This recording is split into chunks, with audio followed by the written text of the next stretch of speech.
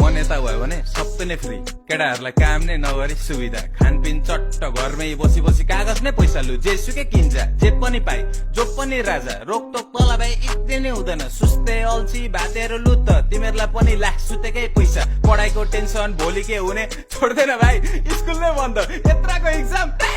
म नेता भएपछि नेपालै बेचिदिन्छु, केटाहरूलाई खाडीमा नभए गाडीमा, खानपिन चट्ट छैन भाइ घर कमाउन जा, कागज नि पैसा जेसुकै गर्छ जो पनि राजा, पढाइको टेन्सन नगर्न अझै, जाने पनि सबै खाडीमै, यो मा चिक्ने।